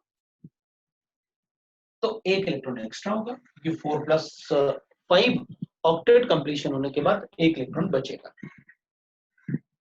तो इसमें अपन क्या करेंगे, अगर इसको इसके साथ डोपिंग करोगे, किसी के साथ भी हो सकती है डोपिंग, इधर भी किसी के साथ भी हो सकती है डोपिंग, इनमें मतलब मैं कार्बन का डोपिंग इससे भी कर सकता हूँ, इससे भी कर सकता हूँ, इससे भी कर सकता हूँ, या सिलिकॉन का डोपिंग इससे भी करो, इससे भी करो, इससे भी करो, इससे भी करो, किसी से भी कर सकते हो। जब आप ग्रुप 14 को 15 के साथ डोपिंग करोगे तो जो 1 एक्स्ट्रा इलेक्ट्रॉन बचेगा ना, उसकी वजह से कंडक्टिविटी बढ़ेगी। पहले तो 4 + 4 थे ना, अगर सिर्फ ये एलिमेंट है तो 8 था ना, वहां पर कोई एक्स्ट्रा इलेक्ट्रॉन नहीं था ना। तो अपन कहेंगे अगर इसको इसके साथ डोप करोगे तो 1 एक्स्ट्रा इलेक्ट्रॉन बचेगा, उसकी वजह से कंडक्टिविटी बढ़ती है सेमीकंडक्टर। और अगर इसका इसके साथ डोपिंग करोगे तो 1 इलेक्ट्रॉन कम हो गया, मतलब देयर विल बी होल्स होगा तो भी कंडक्टिविटी बढ़ेगी। मतलब अच्छा, इसका इसके साथ डोपिंग करूंगा तब भी कंडक्टिविटी बढ़ेगी, इसका इसके साथ डोपिंग करूंगा तब भी कंडक्टिविटी बढ़ेगी, और इसका इसके साथ डोपिंग करूंगा तब भी कंडक्टिविटी बढ़ेगी। लेकिन कार्बन से ऑक्सीजन में नॉन मेटेलिक इलेक्ट्रॉन बहुत ज्यादा होता है, और सिंस वी रिक्वायर सॉलिड्स, तो हम क्या करते हैं कि भाई इधर से, क्योंकि ये भी सॉलिड होता है और नॉन मेटल्स में क्या ना, ऐसा ना हो वो गैसियस स्टेट में रहे, इसके साथ भी डोपिंग हो सकती है, नो डाउट, बट फिर हमें लोअर टेम्परेचर पे जाना होगा ताकि नाइट्रोजन क्या हो जाए, सॉलिड स्टेट में, या ऑक्सीजन किस में हो, सॉलिड स्टेट में रहे। तो अपन जनरली क्या करते हैं, इनका तो नहीं बताते हैं सेमीकंडक्टर, लेकिन ये जरूर बोलेंगे कि भाई अगर आप इसे सॉलिड में कन्वर्ट कर लो तो भी अपन उसका इनके साथ डोपिंग कर सकते हैं, लेकिन वो लोअर टेम्परेचर पे होंगे। तो रूम टेम्परेचर पे जनरली अपन क्या करते हैं कि जो पहले से सॉलिड्स हैं उनको ही मिक्स करके डोपिंग बता देते हैं। तो अपन क्या करेंगे, अपन कहेंगे अगर आप इन दोनों में डोप करोगे तो एक होल्स जनरेट होने की वजह से वहां पर इलेक्ट्रिकल कंडक्टिविटी बढ़ेगी, और यहां पर अगर होगा तो फिर इलेक्ट्रॉन की वजह से इलेक्ट्रिकल कंडक्टिविटी बढ़ेगी। तो अपन कहेंगे ठीक है भाई, इसमें डोपिंग अपन ने देख लिया और इससे सेमीकंडक्टर्स बन गए। तो अपन क्या करेंगे, अपन कहेंगे देखो इसमें ना इलेक्ट्रॉन की वजह से बढ़ रहा है, तो अपन उसको नेगेटिव चार्ज की वजह से कंडक्टिविटी बढ़ रही है, और इसमें एक पॉजिटिव चार्ज मतलब एक डेफिशिएंट है ना, एक इलेक्ट्रॉन कम है, तो अपन उसको बोलेंगे पॉजिटिव चार्ज की वजह से, मतलब होल की वजह से इलेक्ट्रिकल कंडक्टिविटी बढ़ रही है। तो अपन क्या करेंगे, इसको लिख देते हैं अपन इलेक्ट्रॉन मतलब नेगेटिव चार्ज की वजह से। तो अपन इसको क्या लिखें, एन टाइप सेमीकंडक्टर, और नेगेटिव चार्ज की वजह से इलेक्ट्रिकल कंडक्टिविटी बढ़ रही है। और इधर पी टाइप सेमीकंडक्टर बोल देते हैं क्योंकि होल की वजह से इलेक्ट्रिकल कंडक्टिविटी। दिस इज, इनमें अगर डोपिंग करोगे, इनमें अगर डोपिंग करोगे तो एन टाइप सेमीकंडक्टर बनेंगे, इसका अगर इसके साथ डोपिंग करोगे तो पी टाइप सेमीकंडक्टर। तो आपने क्या किया कि इसमें मेटल्स को हायर अगर नंबर ऑफ इलेक्ट्रॉन के साथ अगर डोप किया, that is what we are talking about the doping. भाई सेमीकंडक्टर बाय डोपिंग कैसे बनाते हैं, तो अपन को पता है सिलिकॉन्स में काफी सारे अलग अलग टाइप के एलिमेंट ऐड करके हम उनकी कंडक्टिविटी सिलिकॉन की बढ़ाते हैं। सिलिकॉन के नाम पे तो पूरा यूएस में सिलिकॉन वैली है, राइट ना। द रीजन इज बिकॉज वहां सबसे ज्यादा सेमीकंडक्टर्स का काम होता है। So will say that what is an type, extra electron की वजह से। अगर इनको डोप करोगे आप किसी ऐसे एटम से जिससे नंबर ऑफ इलेक्ट्रॉन ज्यादा होंगे, इसके कंपैरिजन में, तो एन टाइप हो गया। मतलब फिर हमसे पूछेंगे 14th ग्रुप को अगर 15th ग्रुप से मिक्स करेंगे तो बताओ कौन सा सेमीकंडक्टर बनेगा। बिल्कुल, एवरीबॉडी गॉट इट। तो वी कैन राइट दैट, ठीक है। ये डोपिंग था। अभी अपन दूसरा लिख सकते हैं, दैट इज, ये तो एन टाइप और पी टाइप सेमीकंडक्टर है। Next we can write is, अभी अपन लिखेंगे मेटल एक्सेस डिफेक्ट। तो मेटल डेफिशिएंट लिखा ना, तो will write that metal excess defect. तो मेटल एक्सेस डिफेक्ट अपन कैसे बता सकते हैं, तो अपन कहेंगे ठीक है भाई, एक सॉलिड बनाते हैं और उस सॉलिड में मेटल को क्या करता है, अपन मेटल को ज्यादा रखेंगे, मेटल जाता है लेकिन एनाइन कम है। तो ठीक है, अपन देखते हैं क्या। तो when the number of cations are more than the number of anions, number of anions, तो कैटाइन अगर ज्यादा होगा तो मेटल एक्सेस में रहेगा एनाइन से, उसी को अपन मेटल एक्सेस डिफेक्ट बोल देंगे। तो ठीक है भाई, लिख लेते हैं, अपन एग्जांपल ले लेते हैं। अभी व्हाट हैपेंस, जैसे मेरे पास NaCl सॉलिड, मैंने इसको ना सोडियम के साथ हीट किया, वेल इसको सोडियम सॉलिड ऐड किया और इसको हीट किया, तो व्हाट विल हैपन, ये इसमें से कुछ Cl को लेकर चला जाएगा, है ना। तो अपन कहेंगे it will remove some Cl, है ना। तो विल राइट दैट भाई यहाँ पर जो होगा कुछ सोडियम क्लोराइड जो यहाँ से Cl निकलेगा, इसमें से कुछ Cl कम हो जाएगा। So will write like this है, some Cl are removed by sodium, removed by sodium। तो अपन कहेंगे सोडियम एटम्स है removed by sodium atoms। तो कैसे वो देखते हैं, मेरे पास क्या था NaCl, NaCl Na plus HCl है, अगर अपन लिख देते हैं Cl Na और Cl और फिर Na, और थोड़ा सा एक और लिख लेते हैं, that is Na positive Cl negative Na positive Cl। अब मैंने क्या किया, इसको सोडियम वेपर्स के साथ, इसके साथ हीट करोगे तो व्हाट विल हैपन, ये सोडियम जो सॉलिड है ना, इसके पास अपना इलेक्ट्रॉन है 281, ये क्या करेगा, इनमें से किसी एक Cl को हटा देगा। मतलब दिस विल, सपोज करते हैं फॉर एग्जांपल उसने इस Cl को हटाया, अगर इस Cl को हटाएगा तो इसके पास तो अपना इलेक्ट्रॉन था, तो इस Cl को जिस सोडियम ने इलेक्ट्रॉन दिया होगा वो उसका इलेक्ट्रॉन वहीं छोड़ के उसके साथ बॉन्ड बना लेगा। It is just a heating. तो अपन कहेंगे अच्छा you are telling me that कि भाई Na पॉजिटिव है, Cl नेगेटिव है, Na पॉजिटिव Cl नेगेटिव, और यहाँ पर Cl माइनस लिखा मैंने, Na पॉजिटिव और ये मिसिंग है, और यहाँ पर मैंने लिखा Na पॉजिटिव और ये Na पॉजिटिव Cl नेगेटिव और Na पॉजिटिव Cl नेगेटिव, अब ये मिसिंग है, और एक NaCl ऐसे हटा दिया। नंबर्स के केस में अपन एक बता रहे हैं कि भाई आपने एक ऐड किया, मोल्स भी हो सकते हैं कि 1 मोल हट गए। हमने क्या किया भाई, इसने जो इलेक्ट्रॉन इसको दिया था वो इलेक्ट्रॉन इसने यहीं छोड़ दिया, क्योंकि इसके पास जो इलेक्ट्रॉन था उससे इसने बॉन्ड बना लिया। अच्छा इसका मतलब है यहाँ पर इलेक्ट्रॉन रहेगा, इलेक्ट्रॉन विल बी देयर, इसमें इलेक्ट्रॉन होगा।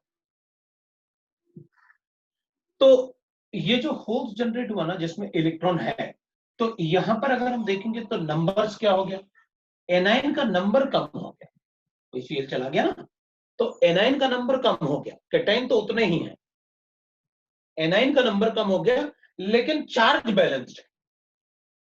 कैसे भाई, जितने नेगेटिव चार्जेस हैं यहां बस Cl नेगेटिव आयन की जगह क्या है, वहां इलेक्ट्रॉन है, सो चार्ज बैलेंस्ड है, लेकिन वहां पर होल जनरेट हो गया।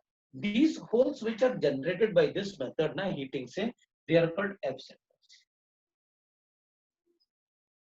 इनको कहते हैं अपन F centers, forbidden centers बोलते हैं तो, या फारबेंजन सेंटर भी बोलते हैं अपन उसे, लेकिन अपन शॉर्ट में हमेशा F सेंटर बोलेंगे। तो these are called F centers। अब क्या होगा, ये F centers की वजह से जो इस होल्स में ये इलेक्ट्रॉन ना फ्री इलेक्ट्रॉन ये विजिबल रीजन में ऊपर नीचे ऐसे एक्साइट होता रहेगा और ड्रॉप करता है। तो विजिबल रीजन में इसके ट्रांजिशन की वजह से जो ये NaCl है अब ये कलर्ड दिखेगा इस इलेक्ट्रॉन। जैसे आपने देखा होगा ना, नमक होता है तो सी के पास जो नमक रखा होता है दैट इज ब्राउनिश कलर, वो तो हमको जो व्हाइट आता है ना, टाटा सॉल्ट आ गया, वो तो बड़ा पॉलिश वॉलिश होकर आता है, उसमें से ब्लीच करते हैं वो, व्हाइट करने के बाद फिर उसे पॉलिश करते हैं वो, उसके बाद हमें मिलता है। तो वो जो कलर होता है ना ब्राउनिश कलर नमक का, वो इस ट्रांजिशन की वजह से होता है। तो otherwise it should be neutral भाई, दोनों को मतलब इसमें क्या, एक भी अनपेड इलेक्ट्रॉन नहीं होगा NaCl में, अगर अनपेड इलेक्ट्रॉन नहीं होगा तो कलर कहां से आया, NaCl, ठीक है ना। तो जो अपन लिखेंगे, अपन will say that due to the excitation of this electron of electron in a center in visible region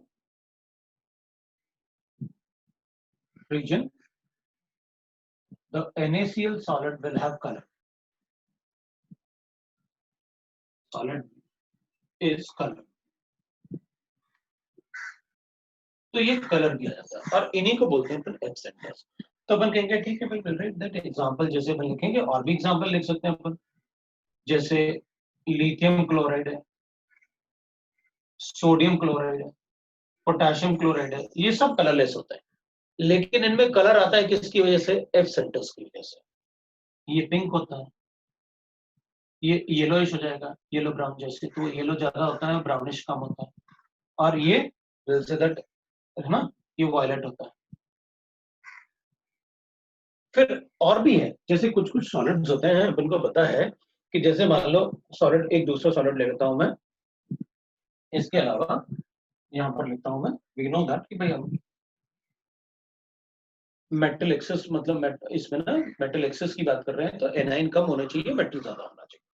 जैसे होता है क्या ना, एग्जाम्पल मैं दूसरे एग्जाम्पल ले लेता हूँ, जैसे अपन सबको पता है कि भाई zinc oxide, most of you know, solid होता है, इट्स अ वाइट कलर,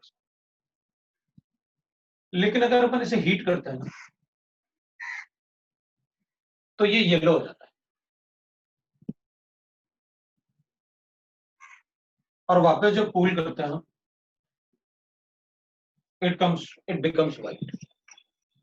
काफी सॉलिड ऐसे होते हैं जिनको हीट करेंगे तो क्या हो जाएगा, दे विल बिकम येलो और they will change their colour. जैसे लेड भी होता है, लेड येलो होता है लेकिन हीट करो तो रेड हो जाएगा, पीबीओ, लिथार्ज बोलते हैं जिसे। तो क्या होगा अगर अपन कहेंगे भाई इसमें ना, जैसे अपन को गिवन है, या मतलब जैसे मैंने आपसे कहा कि एग्जांपल 3 लिख लेता हूं मैं, एग्जांपल 3 में वी कैन से दैट भाई पीबीओ है मेरे पास, इट्स व्हाइट सॉलिड, लेकिन अगर इसको हीट करूंगा तो इट विल फॉर्म, ये रेड बन जाएगा, और वापस कूल करूंगा तो it will again become white. ऐसा क्यों होता है? It is due to formation of absinth dust. जब अपन इसे हीट करेंगे तो डीकंपोजिशन की वजह से थोड़ा सा ऑक्सीजन बाहर निकल जाएगा, ऑक्सीजन बाहर निकलेगा तो क्या हो जाएगा, कैटायन का नंबर बढ़ जाएगा, मतलब ये इसके साथ साथ यहाँ पर और क्या बन जाएगा, जिंक आयन बनेंगे प्लस हाफ ऑटो बनेगा, ये कुछ ऑक्सीजन बाहर निकल जाएगा, और ऑक्सीजन के बाहर निकलने से वहां पर क्या हो जाएंगे, होल्स जनरेट हो जाएंगे एनायनिक की पोजीशन। वो होल्स जनरेट होने की वजह से जो इसके 2 इलेक्ट्रॉन बचेंगे ना सॉलिड में, उनका विजिबल रीजन में ट्रांजिशन से ये कलर आएगा, और जब आप ऑक्सीजन कूल करेंगे तो ये वापस जो कैटायनिक पार्ट है ना, ये ऑक्सीजन को एब्सॉर्ब करके, क्योंकि उसके पास ऑलरेडी क्या होंगे, इलेक्ट्रॉन्स होंगे, वो ऑक्सीजन से रिएक्ट करके वापस व्हाइट में कन्वर्ट हो जाएगा, तो on cooling it will again become white. This process अगर किसी सॉलिड को हीट करें और उसका कलर चेंज हो रहा है हीटिंग से, 100% it is because of the formation of absinth dust. तो अपन कैसे बता सकते हैं भाई कि ये मेटल एक्सेस डिफेक्ट हो गया, इसमें A9 is missing. How it is missing? तो वो हीट करने से या तो मिसिंग होगा एनाइन, या फिर हम किसी को ऐड करके, खुद डोप करके या ऐड करके उसका कैटायनिक पार्ट एनाइन को वहां से निकाल सकते हैं, then it is also a metal excess. ऐसे बता सकते हैं, दिस इज मतलब ये, इसमें ज्यादा कुछ नहीं है, इसमें आपको बस अगर इसी थीम से लेके कोई क्वेश्चन बनाते हैं तो अपन वो क्वेश्चन सॉल्व कर सकते हैं, दैट्स ऑल। रेशियो वगैरह बना के अपने क्वेश्चन सॉल्व कर सकते हैं। ये आपका मेटल एक्सेस डिफेक्ट था। अब इसके अलावा जो डिफेक्ट्स होंगे इसमें वो मतलब उतना ज्यादा इंपॉर्टेंट नहीं होंगे, जैसे इलेक्ट्रिकल कंडक्टिविटी वगैरह है, वो सब मैग्नेटिक कैरेक्टर वगैरह है। इलेक्ट्रिकल कंडक्टिविटी वगैरह तो आप खुद ही पढ़ेंगे, मैग्नेटिक प्रॉपर्टीज में थोड़ा पढ़ाऊंगा। मैग्नेटिक प्रॉपर्टीज में अपन कैसे पढ़ सकते हैं, मैग्नेटिक प्रॉपर्टीज थोड़ा बता देता हूँ। तो मैग्नेटिक प्रॉपर्टीज में कुछ एग्जांपल्स भी होंगे जो आपको पता होना चाहिए, ठीक है। मैग्नेटिक प्रॉपर्टीज में इवन इन सॉलिड्स, तो मैंने आपसे कहा था कि इस ये वाला पार्ट जो मैंने अभी लिखा ना, इसको एक शॉर्ट में मैं आपको एक नोट्स भेजूंगा 2 पेजेस, ठीक है, अभी जस्ट आफ्टर द क्लास। तो आप उस 2 पेजेस को अच्छे से पढ़ के रखें, जो भी क्वेश्चन आएगा मेंस या एडवांस में उसी पार्ट से आ सकता है, अदरवाइज वो छोटा मोटा न्यूमेरिकल जैसे अपन ने चार्ज बैलेंस से किया, उसके अलावा कुछ नहीं आता। Magnetic properties of solids.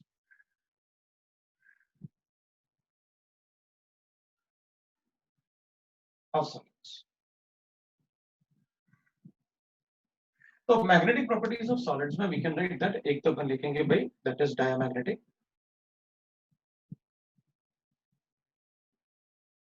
दूसरा अपन लिखेंगे paramagnetic,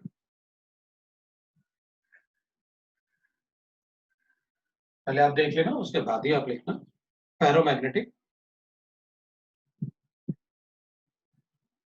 then we'll write the anti-ferromagnetic,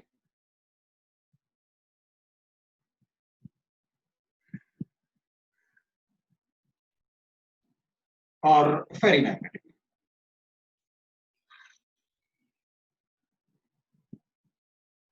तो एग्जांपल्स के अलावा कैसे सॉल्व करने हैं क्वेश्चंस वो बताइए। अब मुझे ये बताने की जरूरत नहीं है आपको व्हाट इज डायमैग्नेटिक। किसी सॉलिड को अगर अपन प्लेस करेंगे इसमें मैग्नेटिक फील्ड में, तो there will be no deflection, diamagnetic, और नेग्लिजिबल डिफ्लेक्शन भी हो सकता है, इलेक्ट्रॉन्स तो है। और अगर किसी सॉलिड में मैग्नेटिक फील्ड में रखने से उसमें डिफ्लेक्शन, काफी डिफ्लेक्शन होगा, तो that is a paramagnetic, atomic structure से बच जाएगा।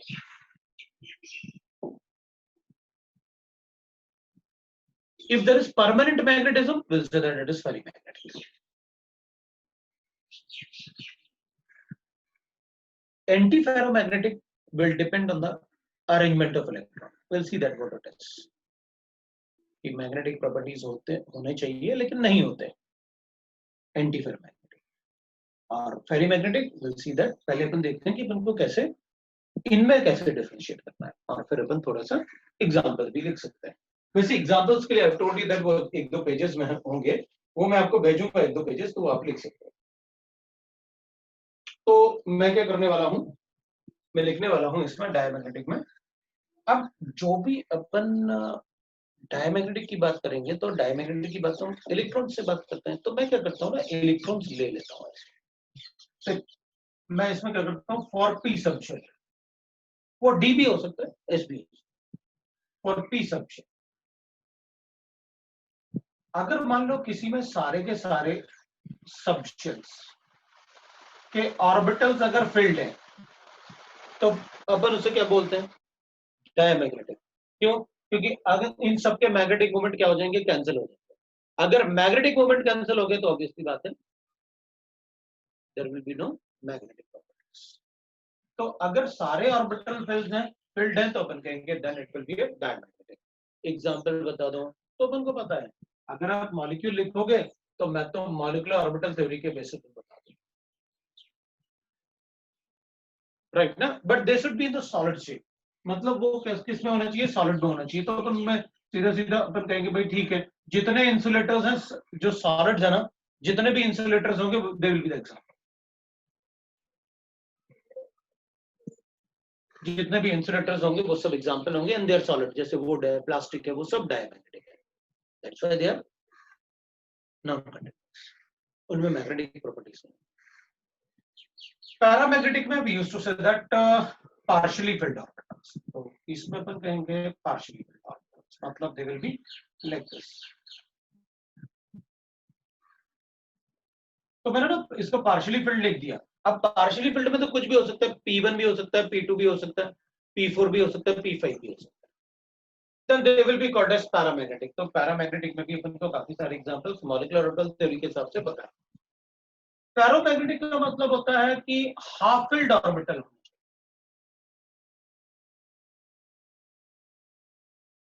तो परमानेंट मैग्नेटिज्म अपन को पता है, कोबाल्ट, निकल, आयरन, उनमें तो परमानेंट मैग्नेटिज्म होता है, ठीक है।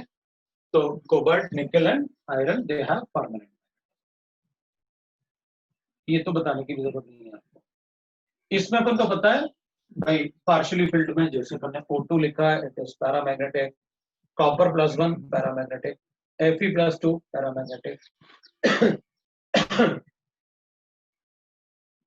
Mn+2 paramagnetic. मतलब डी ब्लॉक में तो बहुत सारा अपन ने पहले पढ़ा हुआ है, एटॉमिक स्ट्रक्चर में पढ़ा हुआ है। CO, Ni, Fe, they are ferromagnetic, they have permanent magnetism। CrO2 it has permanent magnetism। तो उस टाइप से अपन लिख सकते हैं।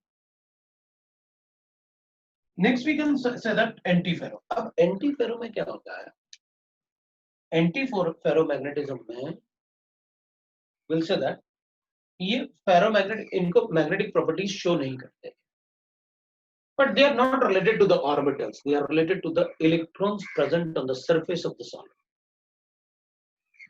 अगर किसी सॉलिड सरफेस पे इलेक्ट्रॉन्स का अरेंजमेंट ऐसे हो जाए,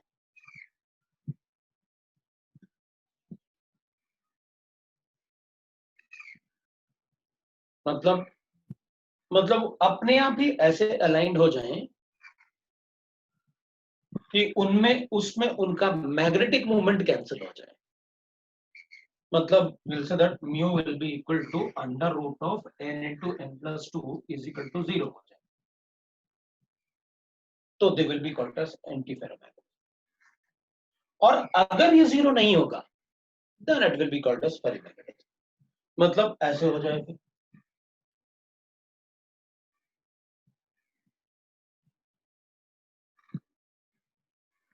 तो इसकी वजह से 0 नहीं, मतलब इससे दैट √(n × n+2) जो होता है that is not equal to 0। तो अपन इसे क्या कहेंगे, then that will be called as ferrimagnetism. तो इसमें सॉलिड्स, हाँ तो काफी सारे सॉलिड होते हैं ना जिसमें अपन कहते हैं कि इलेक्ट्रॉन्स मूव करते रहते हैं सॉलिड्स पे, और अगर उनमें इलेक्ट्रॉन का जो मूवमेंट है, अगर वो मूवमेंट मतलब ऐसे हो जाए जिसमें कि वो बैलेंस्ड हो जाए, तो अपन कहेंगे that will B anti ferromagnetism. तो we can say that अब एंटी फेरोमैग्नेटिज्म में we can write a few examples। तो अपन वही एग्जांपल लिखेंगे जो एनसीईआरटी वगैरह में, तो मोस्टली क्योंकि अपन से वही एग्जांपल पूछेंगे जो एनसीईआरटी में गिवन होंगे, क्योंकि किसी सॉलिड को देख के थोड़ी बता सकते हैं। तो इस पे अपन कुछ कुछ एनसीईआरटी वाले एग्जांपल्स जो हैं, जैसे एमएनओ हो गया, एफईओ हो गया, ये इस टाइप के एग्जांपल अपन लिख लेंगे, मतलब एंटी फेरोमैग्नेटिज्म के लिए अपन कहेंगे, ठीक है। तो और इसमें जो ये फेरीमैग्नेटिज्म है, तो इसमें अपन ने पेरोक्साइड स्ट्रक्चर लिखा था ना, जैसे BaTiO3 पेरोक्साइड स्ट्रक्चर लिखा सॉलिड में, इसलिए थोड़ा सा इंपॉर्टेंट हो जाएगा। Then we can write ferrites. Ferrites मतलब Fe3O4, मतलब आयरन के जो ऑक्साइड्स है ना जिनमें चार्ज, मतलब they are mixture of FeO and Fe2O3, they are ferrites. तो उस टाइप से भी फेरीमैग्नेटिज्म में, तो फेराइट्स को अपन याद रखेंगे। पेरोव्स्काइट मैंने पढ़ा हुआ है, BaTiO3 CaTiO3, ये पेरोव्स्काइट्स अदर स्ट्रक्चर ऑफ सॉलिड्स में पढ़ा हुआ है। This is about the magnetic properties. तो बाकी हम एक बार एनसीईआरटी से जो रीडिंग लगाएंगे, और मैंने कहा आपको रीडिंग भी लगाने की जरूरत नहीं पड़ेगी, मैं आपको एक छोटा सा पार्ट 2 पेजेस अभी थोड़ी देर में भेज दूंगा, तो आप उनसे पढ़ सकते हैं। वही पार्ट, मतलब वो सारा का सारा रटने वाला पार्ट है।